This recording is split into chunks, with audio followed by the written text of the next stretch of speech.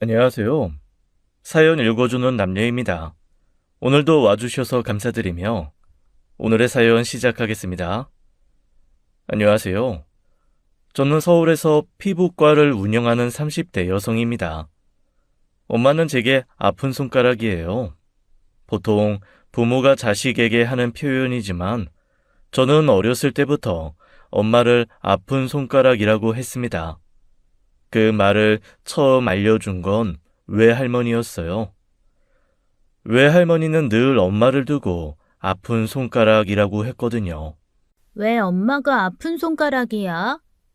내가 가진 것 중에서 가장 애틋하고 안쓰러운 거라 아픈 손가락이야.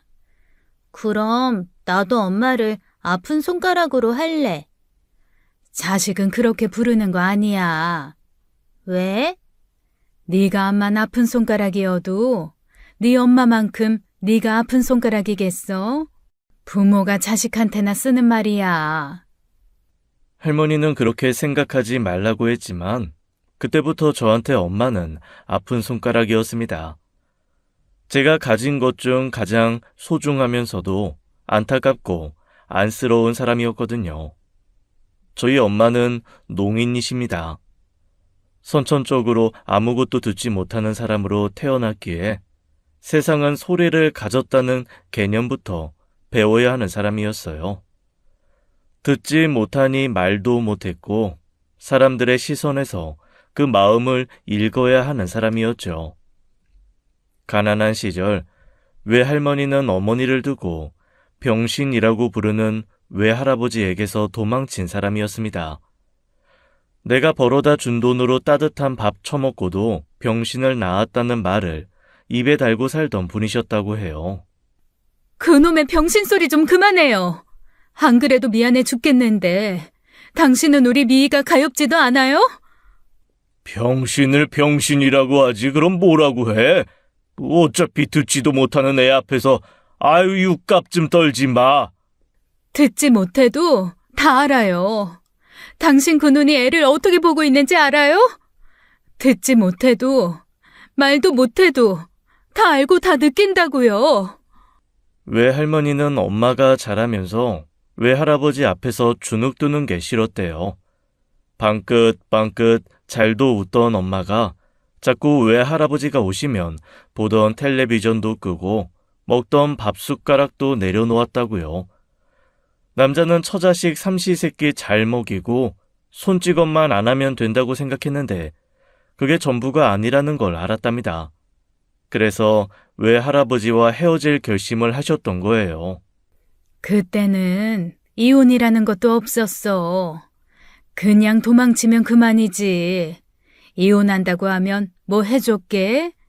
손 안 올리던 사람도 같이 살던 여편네가 도망친다고 하면 손부터 올라간다는데 그게 무서워서 그냥 도망쳤지.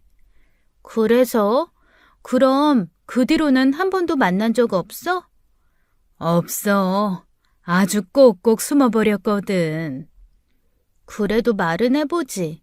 할아버지도 마음은 달랐을지도 모르잖아.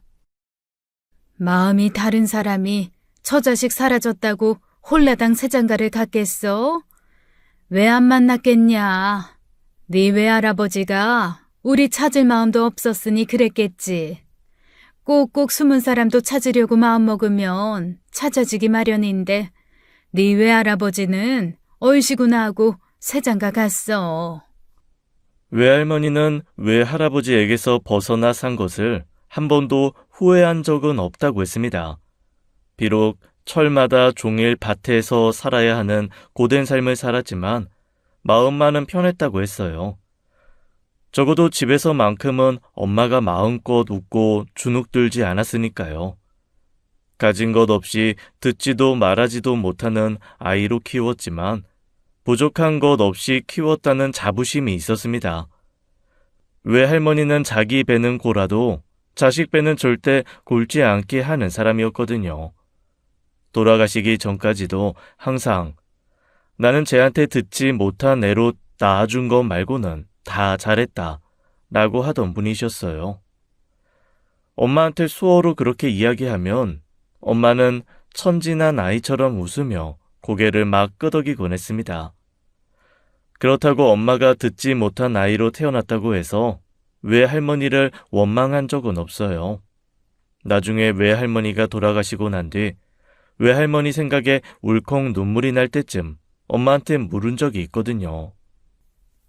엄마, 할머니는 엄마를 듣지 못한 아이로 낳았다고 항상 미안해했잖아. 엄마는 그렇게 태어나서 할머니 원망한 적 있어?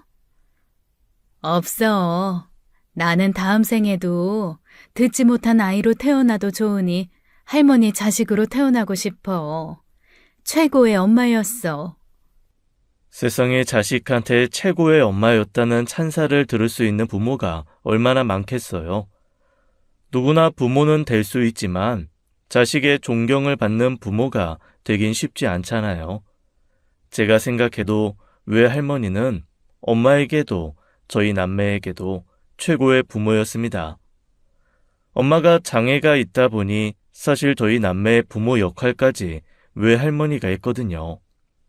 아버지는 제가 7살 무렵 사고로 돌아가셨는데 어린 제게도 좋은 기억만 남기고 가신 분이셨어요. 외할머니가 오랫동안 일하신 시장에서 얼음을 갖다 대주던 일을 하셨다가 엄마를 결혼시켰다고 했습니다. 말도 못하고 듣지도 못하는데 그 두 사람에게는 소리가 필요 없었대요.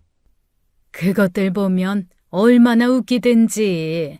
듣지도 못하는 애 붙들고 이문세가 어떻고 조용필이 어떻고 처음엔 저게 우리 딸을 놀리나 싶었지. 근데 지도 뭘 안다고 자긴 조용필보단 이문세가 더 좋다는 거야. 왜? 엄마는 왜 이문세가 더 좋았어? 이문세는 마음이 따뜻한 노래를 부르는 사람이야. 엄마가 그걸 어떻게 알아?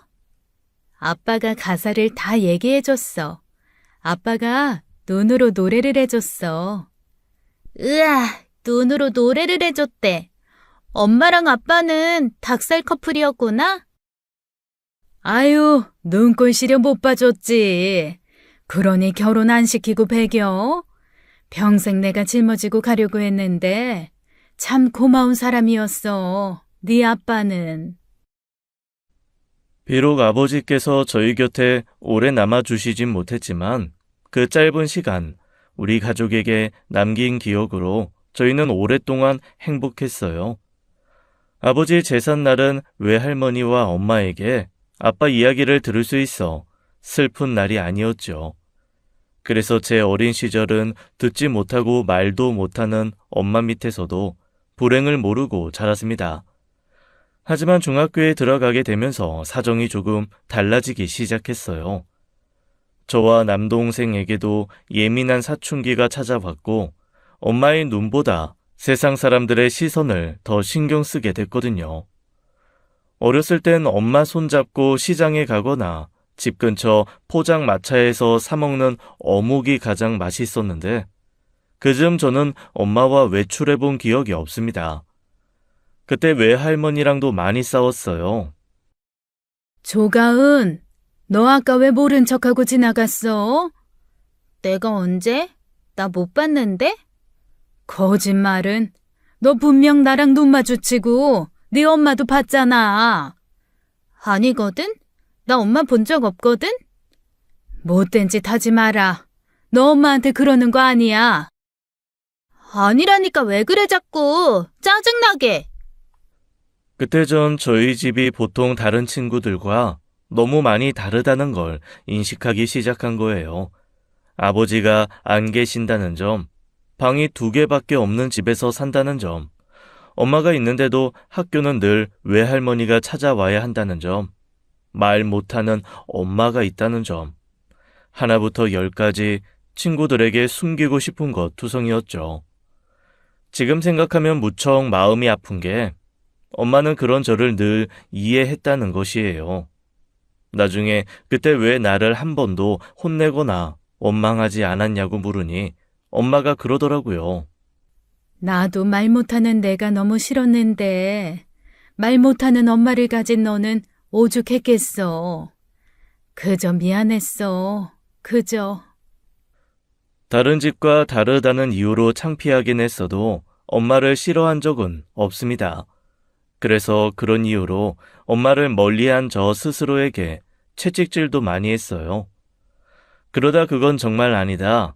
못된 딸이 되지 말자고 다짐했던 건 중학교 3학년이 되던 어느 날이었죠. 그때 엄마는 저희 몰래 폐지 줍는 일을 했었어요. 생계는 거의 할머니가 책임을 지셨고 엄마는 이따금 일이 주어지면 집에서 할 수 있는 일을 했거든요. 그런데 저희 간식 값이라도 벌겠다고 가족 모르게 그 위험한 일을 한 거예요. 다른 사람들에게는 쉬운 일이고 그저 고된 일일지 모르겠지만 듣지 못하는 저희 엄마한테는 위험한 일이었거든요. 아무것도 모르고 있다가 학교에서 친구들이 하는 이야기를 듣게 된 겁니다. 야, 조가은 엄마 쓰레기 줍고 다니는 거 알아? 야, 쓰레기 아니고 폐지. 막 길에서 상자랑 종이 줍고 다니던데? 대박. 조가은 그렇게 가난해? 엄마가 청각 장애인이라 가난한 거야? 야, 청각 장애인이라고 가난한 게 아니라 그냥 가난한 거지. 보니까 조가은 교복도 메이커 아니던데?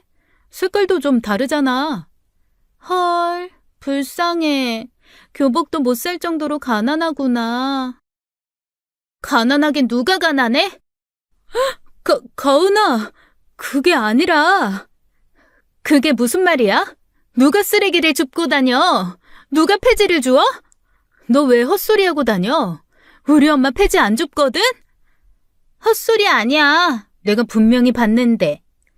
봤다고? 어디서 헛걸 보고 개소리야? 야, 내가 그럼 거짓말로 그런 얘기하겠냐? 분명히 너네 엄마 시장 근처에서 상인들한테 폐지 받아서 리어카 끌고 다니는 거 봤다고.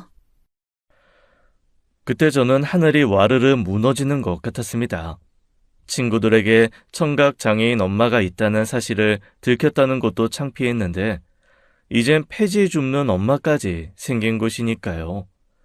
그날 너무 속상한 나머지 멋대로 조퇴하고 학교를 나와버렸어요. 생각 없이 발이 이끄는 대로 가다 보니 늘 엄마와 함께 가던 그 시장이었습니다. 초등학생 때까지만 해도 제가 엄마 귀와 입이 되어 시장에 가는 게 큰 즐거움 중 하나였었어요. 그런데 이제 엄마랑은 그 시장 근처도 가지 않으니 기분이 참 이상했습니다. 불효녀가 된 것 같기도 하고 용기도 없어 스스로가 너무 찌질해지는 것 같기도 하더라고요. 그때였어요. 멀리 수레를 끌고 지나가는 여자가 보이는데 정말로 엄마가 수레를 끌고 있는 거예요. 너무 놀라서 그 자리에서 움직이지도 못하고 있었습니다. 그런데 그때 오토바이가 위험하게 엄마 쪽으로 내달리는 거예요. 듣지 못하는 엄마는 아무것도 모르고 오토바이가 있는 쪽으로 몸을 기울이는데 저는 뛰기 시작했습니다. 엄마! 엄마! 듣지 못한다는 걸 알면서도 엄마를 목청껏 부르며 달렸죠. 아무것도 모르고 몸을 비틀던 엄마는 근처 상인분들의 손짓에 고개를 돌아보았고 덕분에 아슬아슬하게 오토바이를 피할 수 있었습니다. 엄마는 학교에 있어야 할 저를 만나 무척 놀란 것 같았어요. 멋대로 조퇴했다는 것도 있고 엄마한테 화부터 냈지요. 엄마 지금 뭐해? 미쳤어? 듣지도 못하면서 왜 혼자 멋대로 나와서 이렇게 위험한 일을 해? 그러다 다치면, 그러다 사고라도 나면 어쩌려고 그랬냐고! 너무 놀라고 속상한 마음에 수어는 제대로 하지도 않고 엄마를 향해 막 악다구니를 썼습니다. 그런데 엄마는 놀란 눈으로 보다가 제 가슴을 쓸어내려주며 그러더라고요. 미안해, 딸. 화났어? 불같이 화를 내는 저와 달리 온화한 표정으로 웃으며 수어를 하는 엄마를 보고 저는 그냥 울어버렸습니다. 엄마를 부끄러워하는 제가 너무 부끄러웠고 순간 엄마를 잃을까봐 두려웠던 마음에 왈칵 서름이 터진 거예요. 나중에 알고 보니 엄마는 일부러 폐지 줍는 일을 오전에만 했답니다. 학생들 학교 시간이 되면 행여 저나 제 친구들이 볼까봐 하지 못했대요. 그렇게 한 달 동안 벌어도 10만 원도 안 되는 돈이었는데 그 돈으로 저희 남매 용돈이라도 줘보고 싶었대요. 집에서 하는 일이야 거진 생활비로 들어가니 조금이라도 보탬이 되는 일을 하고 싶었다면서요. 그때 저는 다시 결심했어요. 엄마를 부끄러워하지 않고 내가 엄마를 지켜줄 수 있는 딸이 되어야겠다고요. 외할머니가 나름 애지중지 키운 엄마도 엄마는 엄마였어요. 외할머니가 갑작스럽게 돌아가신 후 이제 두 남매를 지킬 사람은 자기뿐이라고 생각한 모양이더라고요. 외할머니는 엄마가 시장에 나오는 걸 별로 좋아하지 않았습니다. 평생 듣지 못한 아이로 낳아준 걸 미안해했던 할머니는 엄마한테 일을 시키지 않고 살게 하는 게 자부심이었거든요. 게다가 오랜 시장 생활을 하면 만만하게 보는 어른들이 있었어요. 말 못하는 엄마를 무슨 치워버려야 하는 짐짝 취급하며 과부돼서 언제까지 그러고 살 거냐고 재혼시키라고 하는 오지랖이 태평양인 분들도 계셨거든요. 가만 보면 미 엄마가 다 자초한 일이야. 애까지 딸린 애들을 왜 자기가 책임을 져? 괜찮은 남자 있으면 보내놓고 편히 살아야지. 낳아줬으면 됐지. 뭐 죽을 때까지 책임져? 내가 내 새끼 책임진다는데 왜들 그렇게 말이 많어? 내가 능력 있어서 내 딸 일 안 시키고 산다는데 왜 그놈의 주둥이가 쉬질 않냐고. 보태준 거 있어? 어? 보태준 거 있냐고? 그렇게 안쓰러우면 열무나 좀 사주고 얘기하든가. 열무는 나도 파는데 무슨 안쓰러워서 그렇지 안쓰러워서. 미 엄마가 뭐 천년만년 살아? 자립할 수 있게 도움을 줘야지. 그러다 갑자기 가버리기라도 하면 그때 쟤들 어떻게 살 거냐고. 그건 생각 안 해? 걱정하지 마셔. 나는 아주 천년만년 살면서 내 딸, 손주들 다 먹여 살릴 테니까. 외할머니는 엄마를 위해서라면 거침없이 싸우셨어요. 그래서 되도록 시장에서 나오지 못하게 하셨죠. 그런데 외할머니께서 돌아가시자 엄마가 그 시장에 나가게 되신 거예요. 외할머니가 평생 일궈 마련한 자리였고 엄마는 그 자리를 물려받아 장사를 하게 되었습니다. 전 엄마가 그 일을 하겠다고 할 줄 몰랐어요. 엄마, 정말 괜찮겠어? 혼자 할 수 있겠어? 괜찮아. 여기 이모들이 엄마 다 도와줘. 돈도 이렇게 손가락으로 말하면 돼. 손가락 2개 펴면 2,000원, 3개 펴면 3,000원. 천진하게 웃는 엄마를 보면서 차마 하지 말라고 집에만 계시라고 할 수는 없었어요. 그때 저는 대학생이었고 동생은 고등학생이라 종일 엄마와 시간을 보낼 수도 없었으니까요. 차상위 계층이라 저희 남매에게 드는 돈이 많진 않았는데 엄마는 그렇게 돈을 벌어 저희 남매가 오로지 공부만 할 수 있게 뒷바라지 해준 것이에요. 동생도 저와 크게 다르지 않은 학창 시절을 보내면서 엄마를 애틋하게 잘 챙겼습니다. 게다가 저보다 일찍 철이 들어 주변에서 효자 소리 듣는 애였어요. 교우 관계도 좋고 좋은 친구들도 많이 사귀어서 엄마 시장 정리할 때쯤에 친구들이랑 다 같이 가서 거들기도 하더라고요. 가은 엄마는 대체 무슨 복인가 몰라. 남편 복이 자식들한테 다 간 거지. 매일같이 와서 자기 엄마 저렇게 돕는 아들이 어딨어? 우리 아들은 이 근처 지나가면 일부러 저 밖으로 삥 둘러 가잖아. 딸은 의대에 갔잖아. 지 엄마 귀 고쳐준다고. 세상에 저렇게 효자들이 어딨냐고.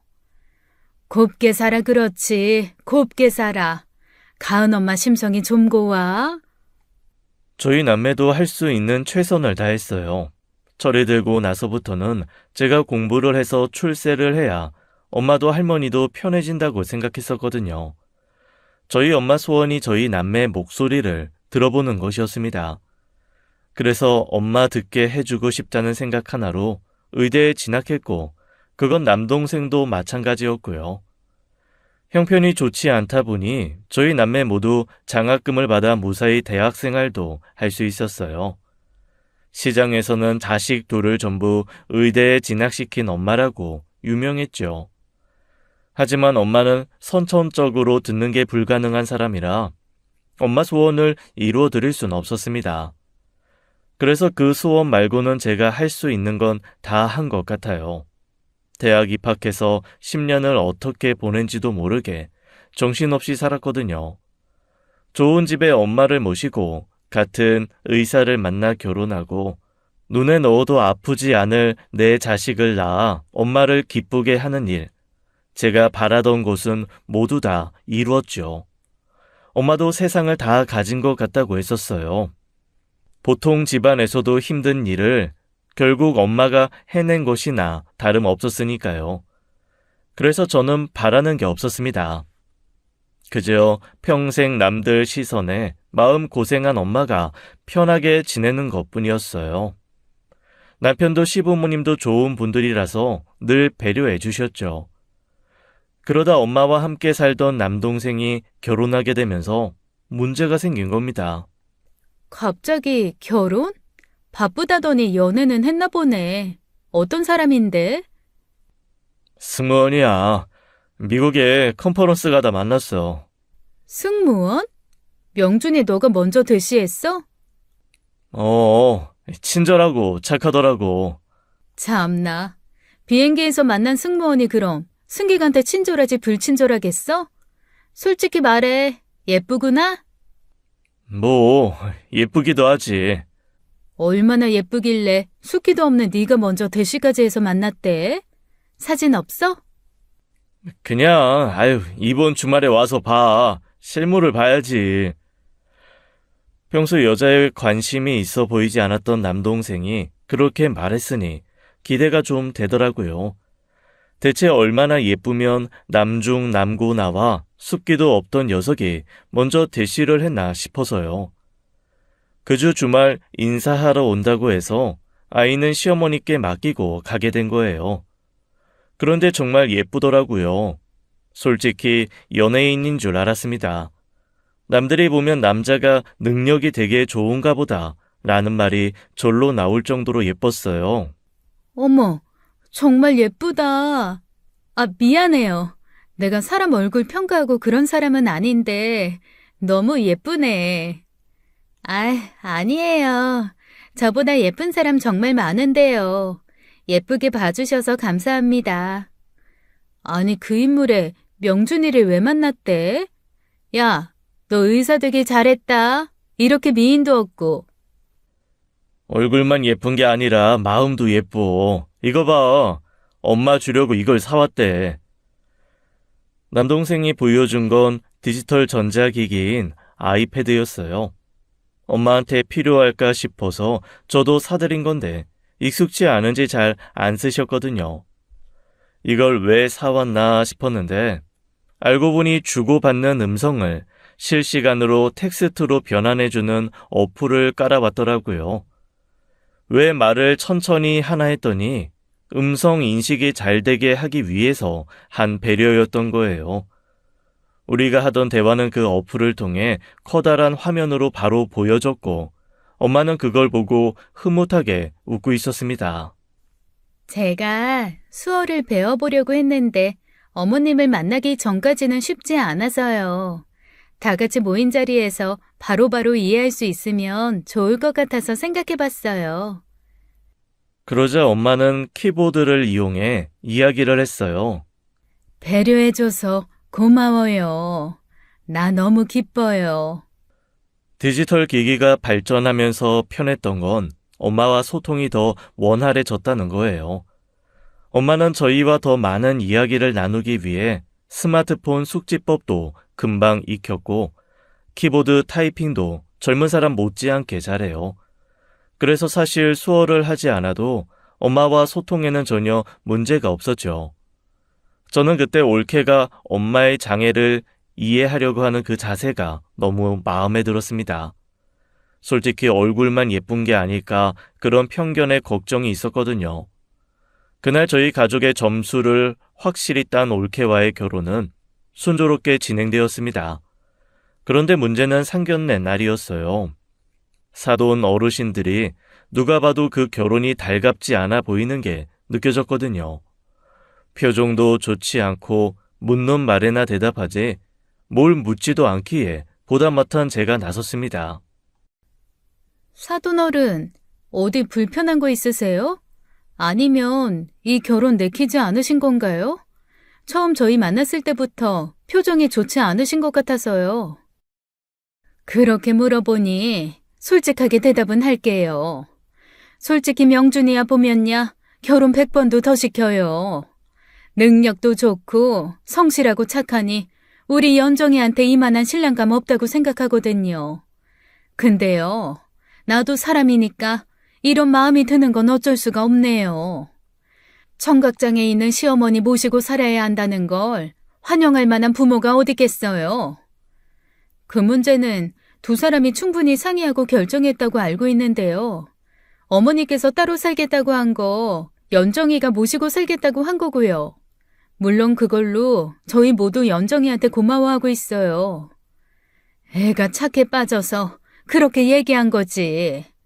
안사돈이 아무리 좋은 분이셔도 시어른은 시어른이잖아요. 시어른 모시고 사는 게 어디 쉽나?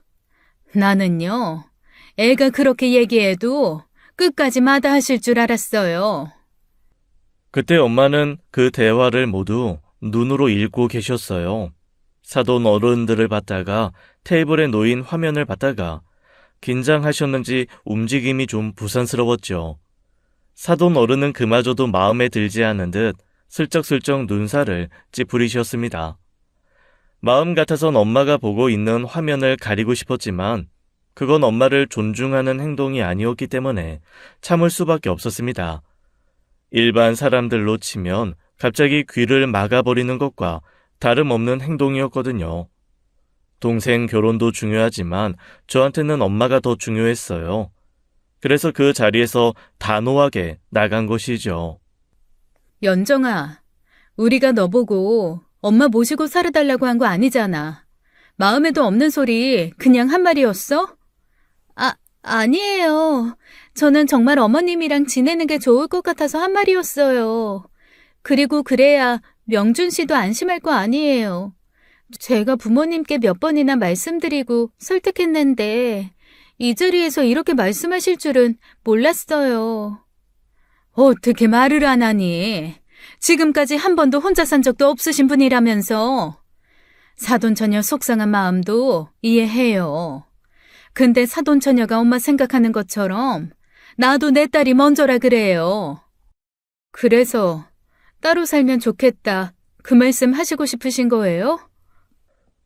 자꾸 하고 싶은 말을 빙빙 돌려 말하시길래 제가 대놓고 물었어요.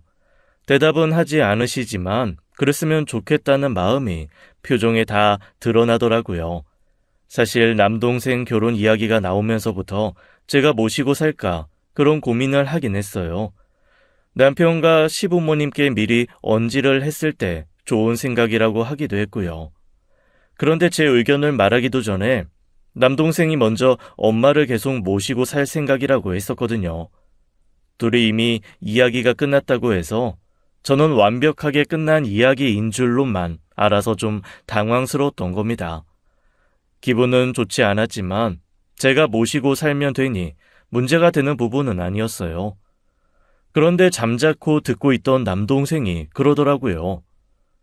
두 분께는 죄송하지만 저는 어머니 모시고 살 생각입니다.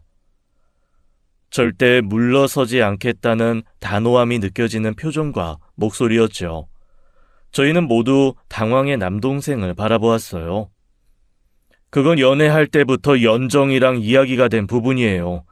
결혼하게 되면 어머니 모시고 살아야 한다고요. 그렇다고 연정이 고생시킬 생각 없습니다. 저 의사 된 거 다 엄마 모시고 살기 위해서 그런 거예요. 엄마도 저랑 결혼하는 사람도 시집간 누나도 고생 안 시키려고요. 그래서 결혼하면 가사 도우미 불러 연정이 고생 안 시키겠다면서 프로포즈한 거예요. 내가 끝까지 안 되겠다고 하면 어떻게 할래? 결혼 안 하겠습니다. 못해요. 저 엄마 두고는 못 살아요. 사돈 어른들께서는 남동생의 단호한 태도에 당황하신 것 같았습니다. 제 남동생이 올케를 정말 좋아해서 그동안 선물도 많이 주고 챙기기도 엄청 챙겼거든요. 그래서 그렇게 나가더라도 결국 결혼을 할 거라고 생각했던 모양이에요. 사실 제 동생이지만 저도 그렇게까지 강하게 나갈 줄은 몰라 놀랐죠. 그러자 놀란 올케가 금방 울상이 되어 안사돈 어른에게 따져 묻더라고요. 엄마, 내가 사는 거지 엄마가 사는 거야? 우리 어머니 시집살이 시키고 그럴 분 아니셔. 사람 누울 자리 보고 다리 뻗는다고. 내가 괜히 모시고 산다고 했겠어? 엄마 진짜 내 인생 책임질 거야? 상견례 자리는 그새 냉랭해졌고 다들 불편한 눈치만 보고 있는 상황이었죠. 그런데 바깥 사돈 어른께서 나서시더라고요. 죄송합니다, 사돈. 미안해요, 사돈 전혀. 부모라 조바심에 무례를 범한 것 같네요. 이 문제는 전적으로 아이들에게 맡기겠습니다. 저는 안사돈 모시고 사는 것에 대해 찬성이에요. 여보, 그만해, 미련한 사람아. 만약에 명준이가 안사돈 나 몰라라 하고 살겠다고 해도 문제 아니야? 장애가 있어 혼자 살기 어려운 엄마 두고 저만 잘 살겠다고 하는 사람이 당신 사위 된다고 하면 좋겠냐고. 성실하고 능력도 좋고 거기다 효자니 더할 나위 없이 완벽한 사익감이지. 딸 보내면서 효자 사위 보는 게 뭐 좋은 일인 줄 알아요? 어허, 이 사람이 그래도. 그날 바깥 사돈 어른께서 자리를 정리해 주셔서 그렇게 이야기는 마무리되었어요. 어쨌든 남동생이 모시고 살기로 결정은 됐지만 그 갈등을 봤는데 제 마음이 어떻게 편하겠어요. 그래서 남동생에게도 이야기했었습니다. 사돈 마음에 걸리면 내가 엄마 모시고 살면 되니까 걱정하지 마. 누나, 나 자존심 상하게 하지 마. 내가 있는데 왜 엄마를 누나가 모셔. 엄마 내가 모셔. 엄마도 그게 편하고. 그게 뭐가 자존심 상하는 일이야. 엄마 내가 더 편하지. 너 안 편하거든? 엄마가 매형 얼마나 어려워하는데 매형 집에 오면 화장실 한 번을 안 가는 거 몰라? 어려운 사위라고.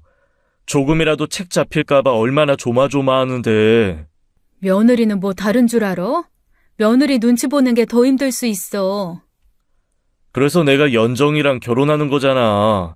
연정이가 그럴 사람이면 나 결혼 절대 생각 안 했어. 누나는 진짜 내가 연정이가 예뻐서 결혼하는 줄 알아? 그만큼 예쁜 애 널렸어. 나 연정이 마음 보고 하는 거야. 참나, 허세는. 아무튼 1%라도 아닌 것 같으면 말해.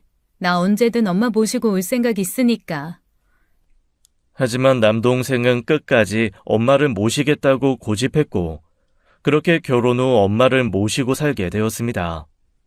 안사돈 어른이 마음에 걸리긴 했지만 마음씨 착한 올케 보고 마음을 놓기로 했어요. 엄마가 얼마나 끔찍한 삶을 살게 될지는 상상도 하지 못한 채 말입니다. 외할머니가 평생 듣지 못하게 낳아줬다는 이유로 죄인처럼 산 것처럼 엄마는 자기가 듣지 못하는 부모라는 이유로 저희 남매에게 죄인이었어요. 답답하리만큼 착하고 무거운 죄책감을 가진 사람이라는 걸 망각한 것이 문제였어요. 올케는 엄마를 참 잘 모셨습니다. 사실 올케가 엄마 모시고 살면서 가장 불편한 점은 시댁 식구들의 잦은 방문이었을 거예요. 엄마가 남동생 집에 사니 어쩔 수 없이 자주 방문하게 된 것이었죠. 하지만 그때마다 올케는 실은 내색 한 번 없이 저를 맞아주었어요.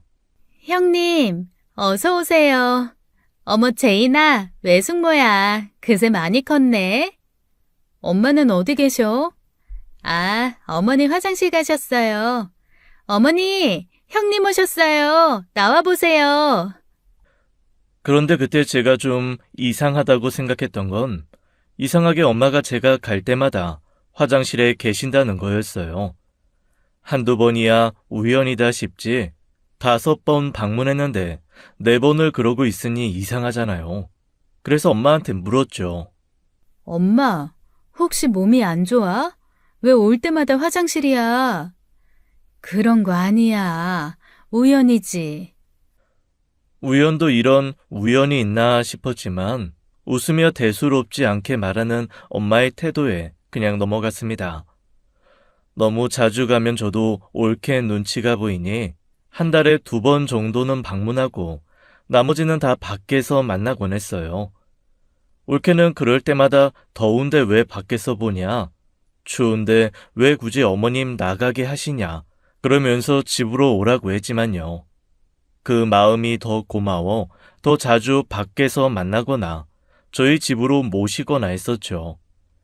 행여 불편한 점이 있을까 싶어 엄마한테 물어도 엄마는 다 좋다고 하셨었어요. 올케랑 같이 살아서 불편한 거 없어? 괜찮아, 괜찮아. 다 좋아. 밥도 잘해주고 착해. 혹시라도 불편하면 말해. 나랑 같이 살아.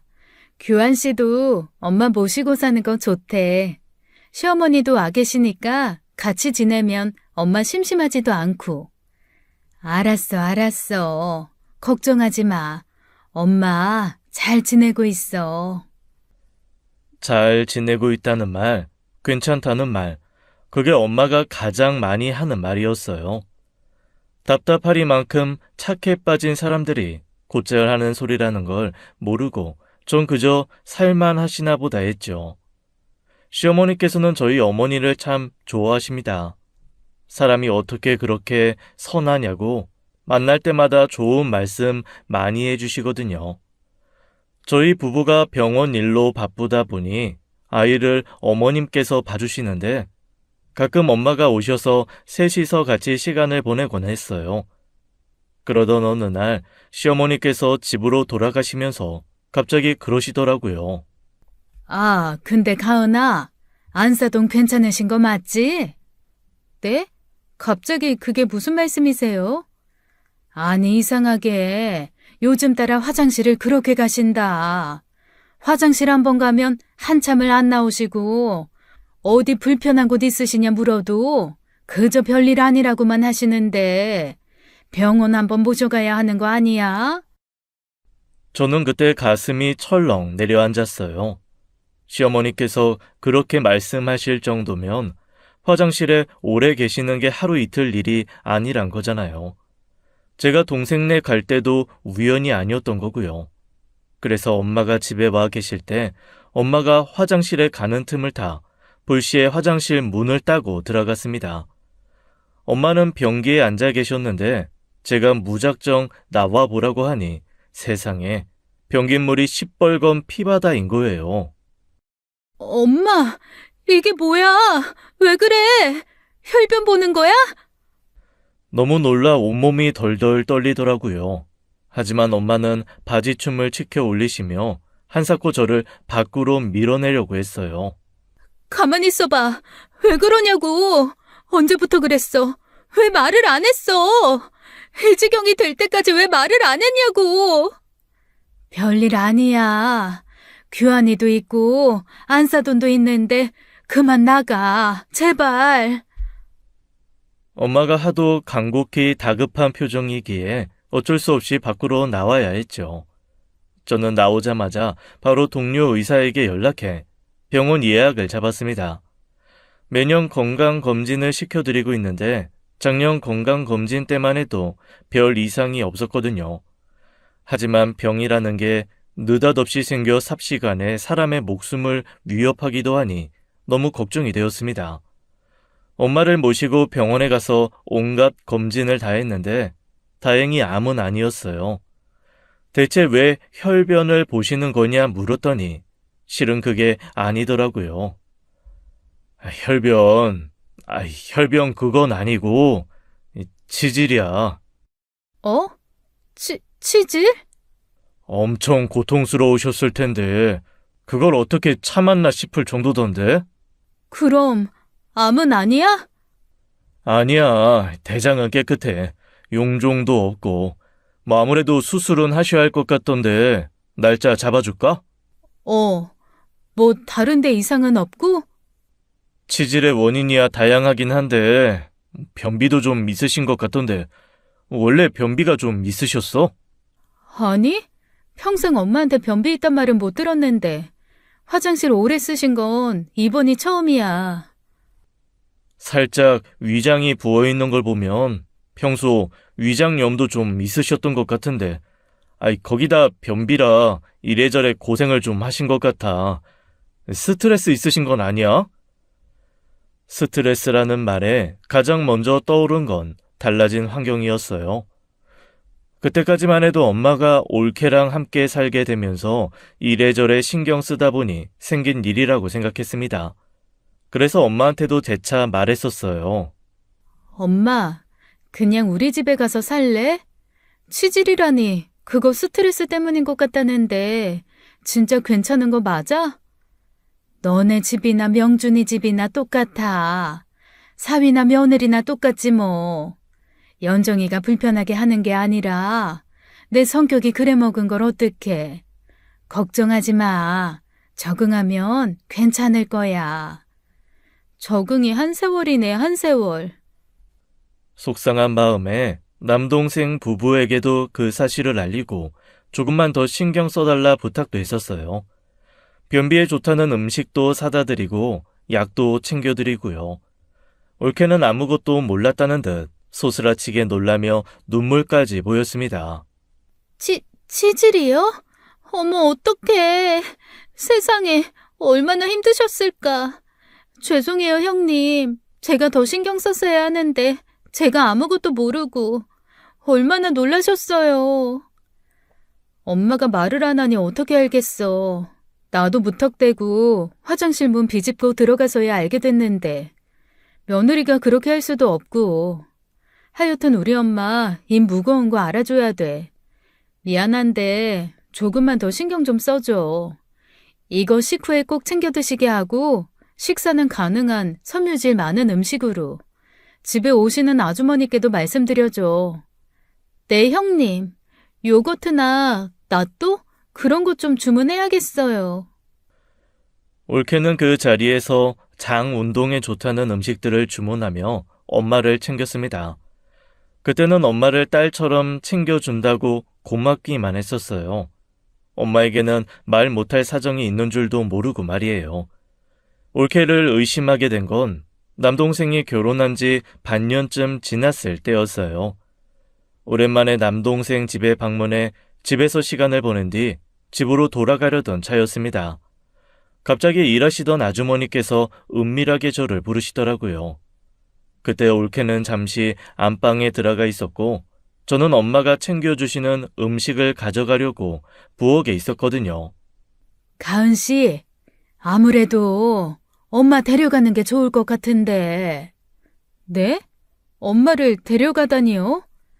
괜히 남의 집 사정에 나서는 거 안 좋다는 거 알지만은 이건 좀 아니다 싶어서.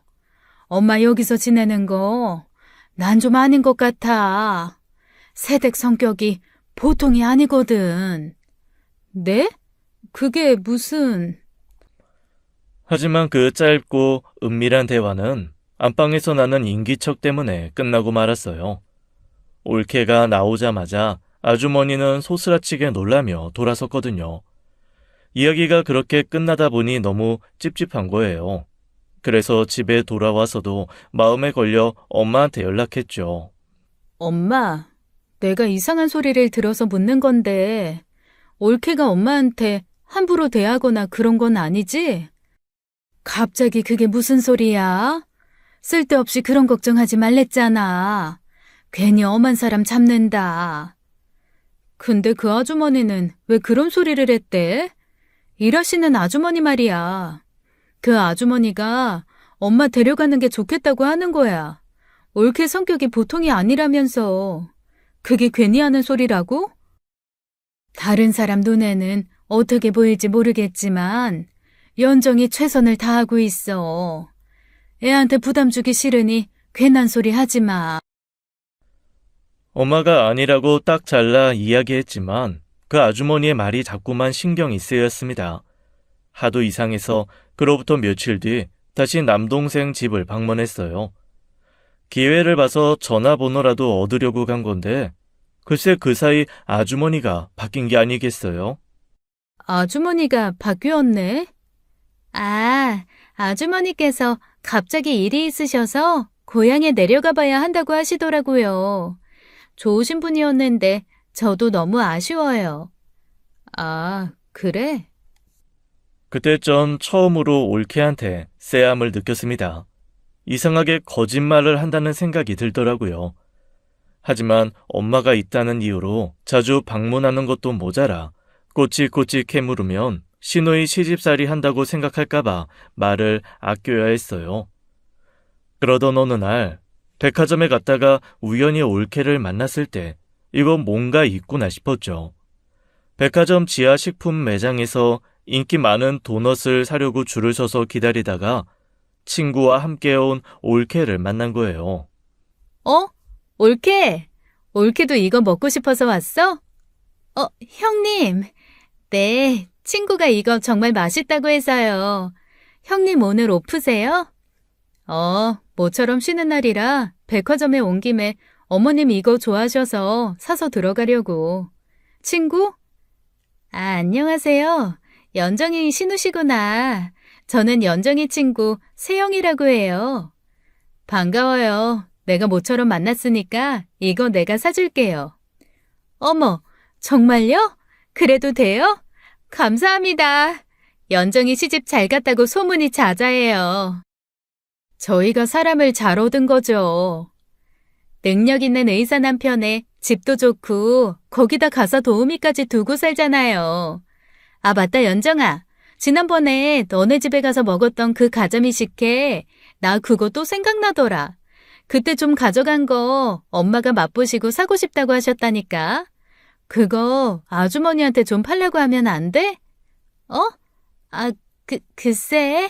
한번 물어볼게. 그때 그 두 사람의 대화에서 제가 이상하다고 생각했던 건 가자미 식혜였어요. 외할머니가 강릉 사람이라 엄마도 외가 쪽에서 대대로 내려오는 비법으로 가자미 식혜를 참 잘하시거든요. 엄마가 하시는 음식 중에 가장 좋아하는 음식이기도 하고요. 지금도 남동생 집에 가면 자주 얻어오는 음식이 가자미 식혜였고요. 그런데 그 음식을 아주머니가 하셨다고 하니 좀 의아한 거예요. 아주머니가 가자미 식혜를 해? 네? 아, 네. 이번에 오신 분이 강원도 분이시더라고요. 그래서. 아, 그래? 엄마도 할 수 있는데 뭐하러. 어차피 명준이 엄마 가자미 식혜 아니면 입에 안 맞을 텐데. 아주머니께서 모르셨나 봐요. 그 뒤에 말씀드렸어요. 뭐야? 너희 시어머니도 가자미 식혜를 잘해? 너 완전히 먹을 것까지 터졌구나. 마침 저희 차례가 와서 도넛을 주문해서 받고 헤어지게 됐고 이상하게 찝찝한 마음으로 돌아서던 그때였습니다. 근데 그 아주머니는 듣지도 못하는데 답답하지 않아?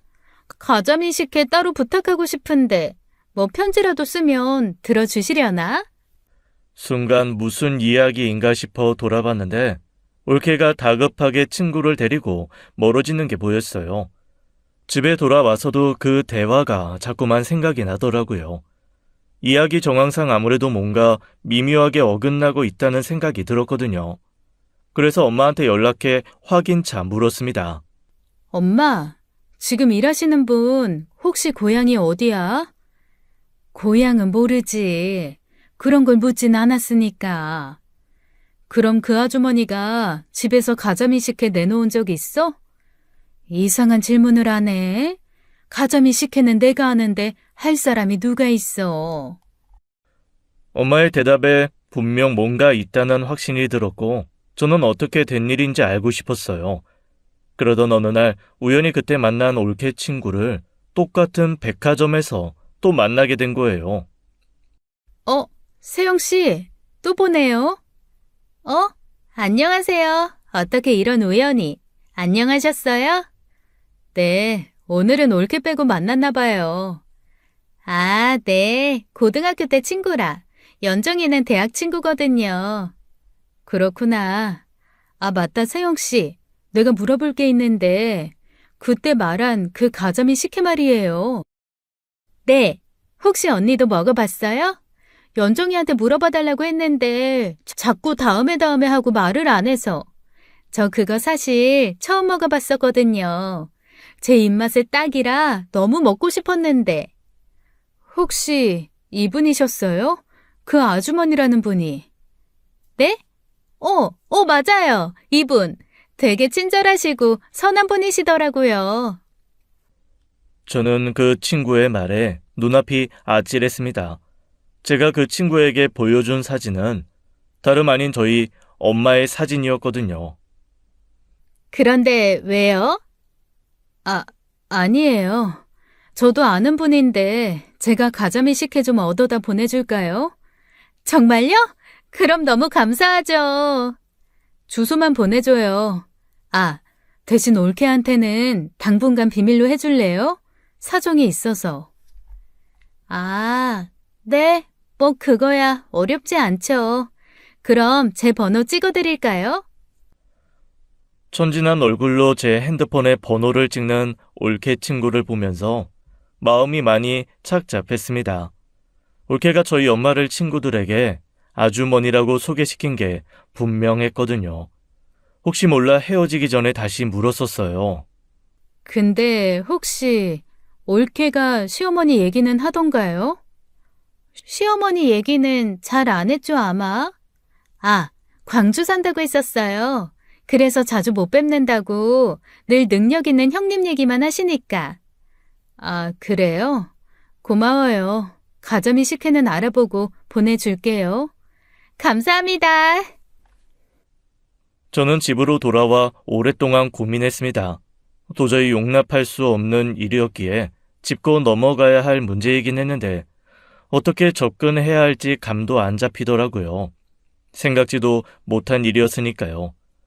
듣지 못하는 분이시라고 무시를 한 건가 싶으면서도 평소에 올케의 품성을 보면 이유가 있나 싶어 혼란스러웠어요.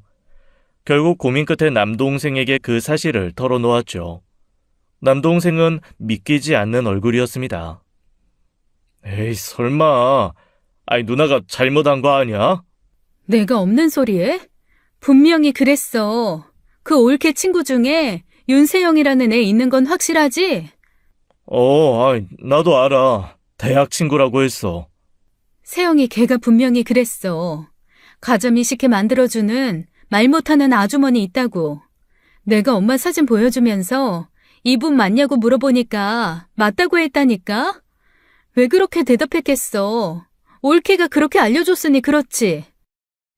연정이가 친구들한테 엄마를 그렇게 소개했다고? 에이, 아니야. 결혼식도 왔었잖아. 결혼식에서 만났는데 어떻게 그렇게 알아? 결혼식 때야 화장도 하고 머리도 했으니 몰라볼 수도 있지. 그리고 뭐 시어머니 어떻게 생긴지 눈에 담아뒀겠어? 자기 친구 보느라 바쁘지. 그럼 물어볼게. 어떻게 된 일인지. 아니 명준아, 그러지 말고 이렇게 해보는 게 어때? 어떻게? 저는 남동생에게 제안을 했어요. 무턱대고 올케한테 묻지 말고 그 상황을 만들어 보자고요. 올케가 남들 앞에서 엄마를 어떻게 대하는지 확인하고 싶었거든요. 그래서 올케 친구가 집에 오는 날을 알아두고 엄마한테도 남동생한테도 이야기하지 않고 급습하기로 한 거예요. 정황상 분명한 사실에 어설픈 변명을 듣고 그냥 넘어가고 싶지 않았거든요. 기다림이 필요한 일이었지만 그 후로 올케의 태도를 더 자세히 살피며 기다렸습니다. 그렇게 한 달쯤 지났을 거예요. 집에 친구를 데리고 오는 일이 없나 남동생이 컨퍼런스 핑계를 대고 집을 비우겠다고 한 거예요. 그러자 올케가 그럼 편하게 친구 데려와 놀겠다고 했다더라고요. 그래서 그날 남동생과 기다렸다가 집으로 가게 됐고 저는 상상하지도 못한 끔찍한 현실을 알게 되고 만 거예요. 남동생은 집을 나오기 전에 미리 도어락 음량을 낮춰두는 치밀함을 보여답니다. 지하주차장에서 차량을 빼고 한참 있다가 저와 만난 뒤 들어간 거예요. 조용히 들어가자 떠들썩한 거실에서 이야기 소리가 들리더라고요. 야야, 허연정, 술 없다, 술. 아주머니한테 술 좀 갖다 달라 그래. 네가 가져와. 귀머거리라 불러도 몰라. 어차피 움직여야 하는데 너가 갔다 와. 아, 맞다. 장애인이라고 하셨지? 딱 보면 잘 몰라서 잡고 있네. 내가 가져올게. 야, 근데 듣지도 못하고 말도 못하는데 어떻게 일을 시켜? 안 불편해? 어찌저찌 일은 잘하니까. 음식 솜씨도 좋고. 그래도 편한 건 있어. 귀머거리라 앞에서 막말해도 모르고 벙어리라 잔소리도 없거든. 야, 그래도 사람 앞에 두고 말이 좀 그렇다. 뭐 어때? 못 듣는데. 그건 그래. 근데 진짜 반찬 맛있다. 세정이가 가자미식회 노래를 부르던데 이해된다. 골뱅이 무침 떨어졌다. 좀 더 해달라고 하면 안 돼? 아, 귀찮아. 알았어. 잠깐만. 현관에 왜 불이... 그때 저희 남매의 심정은 아무도 모를 겁니다. 남동생도 저도 화가 머리끝까지 나 있었거든요. 현관에 서서 그 이야기를 듣다가 무슨 일인가 싶어 나온 올케와 눈이 마주쳤을 때 저는 분을 참지 못했어요. 사색이 된 올케를 밀치고 들어가 보니 부엌에서 분주하게 음식을 준비하는 엄마가 보이더라고요. 일하는 아주머니는 없이 엄마 혼자 엉망이 된 부엌을 청소하며 부지런히 불을 올리고 있었죠. 그 모습을 보는데 눈물이 핑 도는 거예요. 제가 다가가자 엄마는 음식을 내어달라는 소리인 줄 알고 태블릿부터 챙기는데 입술을 앙 다물어야 했습니다. 엄마는 제 얼굴을 보고 크게 놀라더라고요. 네가 갑자기 무슨 일이야? 엄마, 지금 여기서 뭐해? 올케 수발 들고 있는 거야? 친구들 왔다고 해서 먹고 싶다는 거 내주고 있는 거지. 잘 왔어. 음식 좀 먹고 가. 엄마는 아무것도 모르고 있었어요. 올케가 자기 친구들에게 본인을 어떻게 소개하고 있었는지, 시어머니가 아니라 아주머니로 있다는 것도요. 눈물도 나고 화도 나는데 미쳐버리겠더라고요. 남동생도 엄마를 보고 충격받은 듯 아무 말도 못하고요.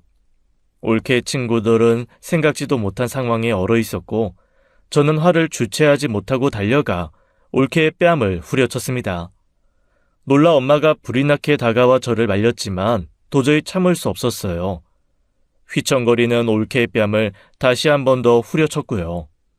처음 건 명준이 목, 방금은 내 몫이야. 너 진짜 큰 실수한 거야. 이 형님, 잘못했어요. 잘못했어요. 한 번만 용서해 주세요. 올케는 제 발밑에 무릎을 꿇고 앉아 빌었습니다. 벌겋게 부은 얼굴로 저를 올려다보면서요. 전혀 불쌍해 보이지도 않았고 용서하고 싶지도 않더라고요. 친구들 앞에서 장애인은 시어머니 조롱하니 좋든? 기분이 좋았어? 네가 그러고도 사람이야? 뭐? 시어머니? 대박! 아주머니가 아니라 시어머니라고? 어떡해. 앞에서는 세상 천사의 며느리인 척, 퍽이나 시어머니 생각해주는 척 하더니 뭐? 귀머거리 벙어리? 잘못했어요. 정말 잘못했어요, 형님. 여보, 명준 씨, 그게 진심이 아니라 나는... 놔! 명준 씨, 명준 씨! 제발, 제발. 실수야. 일부러 그런 건 아닌데 어쩌다 보니 그랬어. 제발 한 번만 용서해줘. 뭐든 할게. 뭐든. 저도 남동생도 생각은 같았어요. 남동생은 이미 현관에서부터 이혼 결심을 했었다고 하더라고요. 엄마는 안절부절 못하시고 눈치만 보던 올케 친구들은 그 자리를 벗어나 사라졌죠. 알고 보니 올케는 함께 살기 시작하면서부터 엄마를 무시했던 것 같더라고요. 저나 남동생 앞에서는 엄청 챙겨주는 척 하면서 둘이 있을 땐 혼자 밥을 먹거나 친구가 오면 아주머니라고 둘러대고 은근히 일을 시키기도 하고요.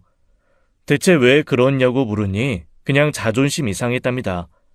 모든 게 완벽한 결혼인데 장애인 어머니 하나가 걸려서 친구들한테 동정받고 싶지 않았대요. 기가 막혀서 말도 안 나오더라고요. 올케가 그렇게 나오니 엄마는 올케 눈치보다 변비에 위장병을 달고 살았던 거였어요. 제가 더 가슴이 미어졌던 건 엄마의 태블릿을 확인하고서였습니다. 올케가 사줬던 그 태블릿에는 그동안 엄마가 들었던 말들이 실시간 번역이 된 기록이 있었거든요.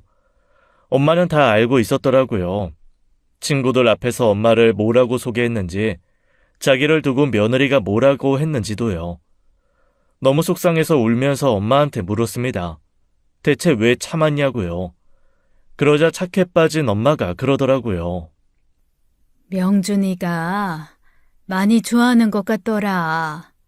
엄마가 듣지도 못하고 말도 못하니 명준이는 연정이한테 의리잖아.